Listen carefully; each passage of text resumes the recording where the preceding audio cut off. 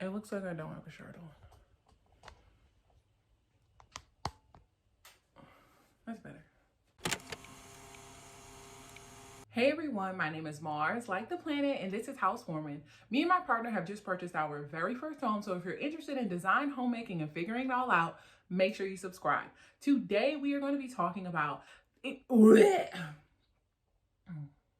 Me and my partner have lived together for about a year. Now, while we have not owned this home for a year yet, we've lived together for about a year. And there are a lot of things that we've learned, that we've experienced, that I just was not prepared for. And I want to share with you. So if you're thinking about moving in with your partner, or if you're thinking about buying a home with someone, what you can expect and what you should watch out for. So let's get into it. So I have my laptop right here. So if I'm looking down, just, ignore that. So you've bought your home, you've moved in, you're living with your partner, you bought your first piece of property. Congratulations. It's a sigh of relief. You're so excited. Now what? The first thing I can suggest you do is to meet your neighbors.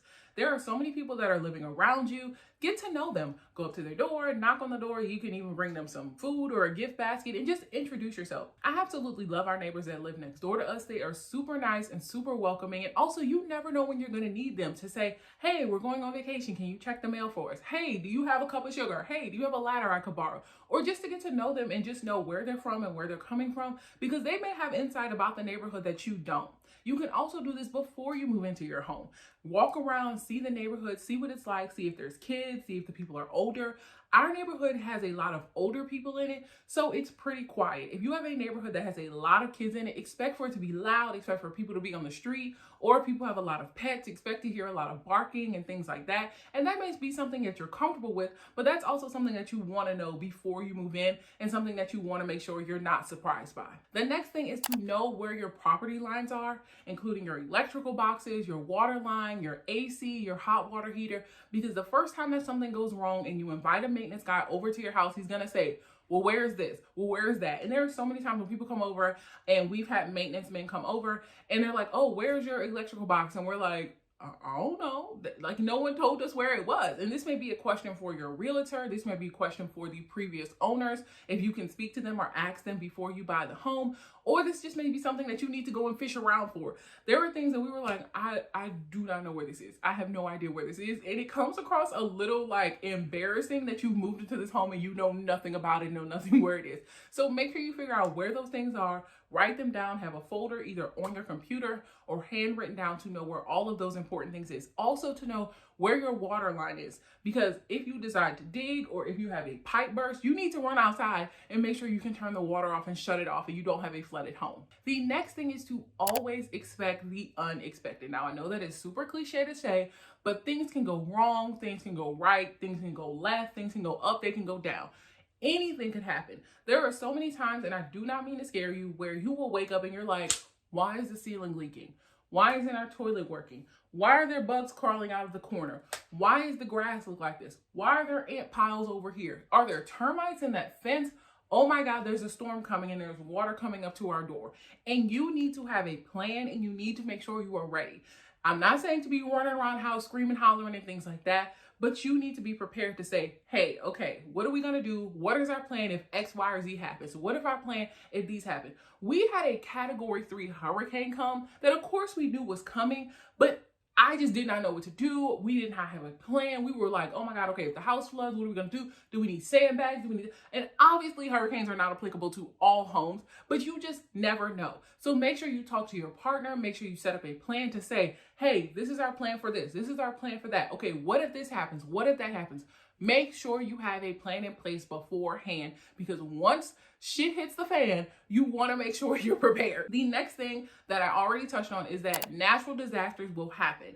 Now, I'm not trying to once again make this a super negative video, but natural disasters do happen. Here in South Louisiana, we are prone to hurricanes. It rains a lot in the summer. So we deal with a lot of flooding issues. We deal with a lot of water issues. And before we bought our home, we made sure, is our home in a flood zone? Do we have to worry about flooding in our area? And the answer is no. And we want to make sure that we have flood insurance. We want to make sure that if, our roof blows off, that we know what to do and we're prepared for that. And we have insurance, we have flood insurance and things like that. If you deal with a lot of wind or tornadoes or earthquakes or things like that, that is something you need to be aware of that can very much change and affect your life. I've had to think about, okay, if our house floods and we have nowhere to go, what is our plan B? What is our plan C? What are we doing, if our fence blows down, which is something that happened? We had to hurry up and call the maintenance man out. And of course, after a natural disaster, everyone has been affected by it. We didn't have power for a week. What are you going to do if you don't have power? I had to end up bringing our food to my job because our food was melting. It's just things that you could never, ever think about and never, ever imagine. And I just wish that I would have thought about, like, hey, you live in Louisiana. A hurricane could come. What are you going to do? And what are you going to be prepared for? So the next thing is to have a savings. I always say, and I've seen around, that you should have at least 3 months savings saved up for your monthly bills. Whatever you and your partner's bills are, make sure you have at least 3 months saved up. Now, that is a lot of money, but make sure that, I know after you buy a home, your savings are drained. My savings are drained. I still haven't built them up as much as I would like, but you want to make sure that you have emergency savings for your bills. You want to make sure that you have savings in case something happens in your home that you're not able to pay for. And yes, insurance does exist, but there are deductibles. Our deductible for our plumbing is like $1,000. So we would have to pay $1,000 before our insurance even kicked in to help us. So that's $1,000 we need to come up with. So you want to make sure that you have those things in your savings. And it is going to take a while to get there after you buy a home, after you're buying furniture, after you're doing all of these things. But you want to make sure that once the dust settles, that you do start to have a savings, because after you buy a home, life is still going to continue. You never know if you're going to have medical bills, if you're going to have a car breakdown, if you're going to need to buy, you never know what's going to happen. And I know that, this is super vague and I hate to be like that, but I do just want to let your brain kind of work and say, what about this? Or what about that? We need to save for this. We need to save for that. And if you've never thought about it before, if you've come from living at home or living in an apartment, this is something new that you're going to have to think about.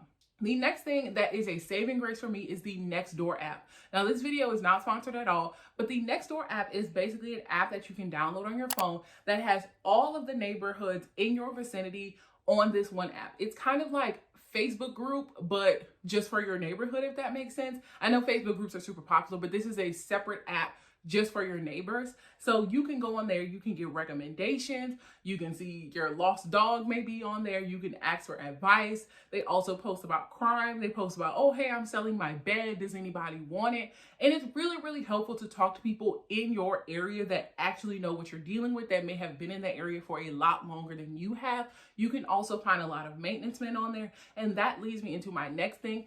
Have a list of maintenance men. You should have an electrician. You should have a plumber. You should have someone to cut your grass if you need, if you have grass. You should have someone to help you with your AC or things like that, because we've had things go wrong so many times. And obviously we've been able to figure out a lot of things, but we just had to call a plumber. We had to call an AC man. And that's a good arsenal of people to have that can kind of work with you and get to know you and not charge you, $1 million for just coming out to see you. We've also had to call someone out to fix our washing machine and our dryer when it was broken. So having those really good trusted people in your life is really good. You may have family members that can help you out. You can go on the Nextdoor app to see any recommendations, or you may have someone that's in your family that's been around a long time that's a handyman that can help you out. Those are people you want to have on speed dial when things go wrong. The next thing that I kind of mentioned on or touched on was some things you're just going to have to figure out on your own. I have Googled so many times, okay, what about this? What about that? And Googled it, and a YouTube video has definitely helped me. There are millions of videos out on YouTube like this one, or that could help you, that are super, super specific on what you need. If you're like, why isn't my dryer vent working on my Samsung washing machine? Someone has already made a video for it. If you have questions, if you're worried about design tips, if you're worried about gardening, if you have questions about plumbing, there is a video on YouTube for you. And there is never enough knowledge that you can squeeze into your little brain that can help you and that can give you the information that you need. The next thing is communication. When you are living with someone, when you are moving in with someone, you need to communicate. There are so many times when you just think, oh yeah, they're going to know, they're going to assume. Do not assume anything, because you know what happens when you assume. Do not assume that your partner is going to do it. Do not have them assume that you're going to do it. You need to communicate, and communicate often. Communicate effectively. There are so many times when I assume that my partner and me are on the same page, and then we start talking and we are in two different books on two different streets. There are so many times when our communication is broken down, because remember, As you have just bought a home, you still need to work on your relationship. This is a big change in your life, and you still need to work on your relationship. There are so many times that we've gotten into arguments about what we think we should do, what we shouldn't do, and things like that. And it is so, so important to communicate constantly, effectively, and often about what you want, about what they want, and about what you want together. This is your shared property now, whether you're married or not. Me and my partner are not married, but now that you own a property together, this is their home just as much as it is your home. So you want to make sure that you are always communicating with them about what you want and what your expectations are. That leads me into my next point. Household chores. People are raised so differently from you. My partner has a totally different outlook on how a household should be run. There are some times when I'm like, why are you doing it like that? Like that is not how you fold a towel. What are you doing? Why are you folding that towel like that? And she's like, is this not how you fold a towel? So there are so many reasons when I'm just like, wait, what's going on a minute? Why are you cooking that rice like that? Like, what do you mean you cook rice in, like, what are you talking about? There are so many conversations and funny times that we have when I realize that my upbringing and her upbringing are totally different. And you want to immediately, before you even move in, to say, who's doing the cooking? How often are you cooking? Who's doing the cleaning? Who's doing the laundry? Who's vacuuming? Who's cutting the grass? Who's doing this? You need to talk about that fully, because some people may say, hey, I only need to wash dishes once a week. And you may say every single night, I expect the dishes to be done. You may have someone who wants to cook a home cooked meal every single night and someone who wants to go out to eat every single day. That is something that you need to talk about, and you need to compromise with. The next thing is to budget. Having a good budget, y'all. I just posted a video. If it's not up before this one, it will be coming out soon. If it is, I'll link it down below. But I just posted a video about our budget and what we use to budget, and the conversation about money is so important.